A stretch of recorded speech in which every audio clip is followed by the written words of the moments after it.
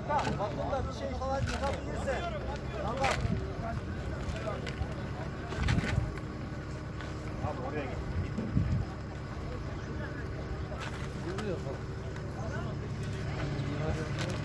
Yavaş. Rica ediyorum. Siz arkadaşlar anlaşıldı mı? Rica ediyorum. Acı tutmanızı yapmanızı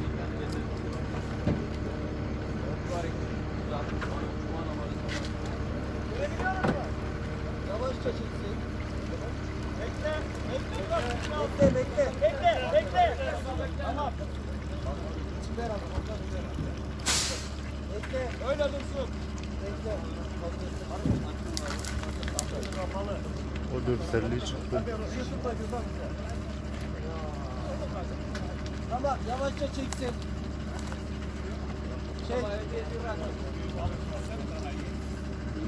Çek. Çek. Kendine çek. Kaldırmadan çek. Hafif kaldırabilirsin. Aynen. Hafif kaldırabilirsin. Hafif kaldır, kendine çek. Çok kaldırma. Çok iyi böyle. Kendine çek. Bu tarafa çek. İçeride. Yavaş. Yavaş bir dakika. Ne oldu? Bir dakika beklesene. Tamam. Tamam, sıkıntı görünmüyor abi. Evet. Sağlam. Tamam devam et abi.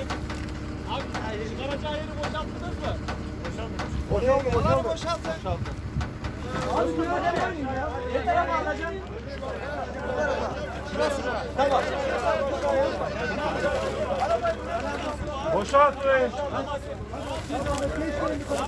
Boşalt. Biraz daha al. Şuraya al. Aynı anda boşalttınız. Arkadan patlarsın. Hayır. Çok iyi böyle. Bravo. Bekle. Bekle. Böyle bekle. Biraz boşalt.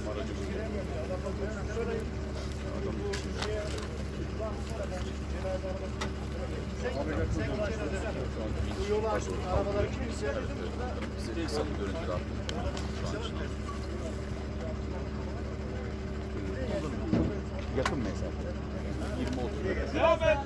Biraz Yani daha. sürüklenmemiş çok. Biraz daha. Hafif biraz daha alalım. Aynı Sağ olun, şekilde. sağ olun.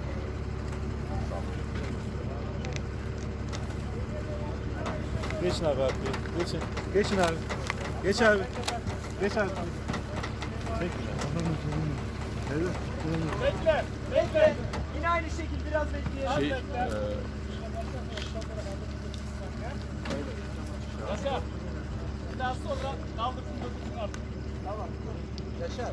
Abi senin tarafında bırakacak. Yok ben geri gideyim. Burayı boşaltın. Burayı boşalt. Hadi arkadaşlar burayı boşaltıyoruz. Ön taraf boşaltın.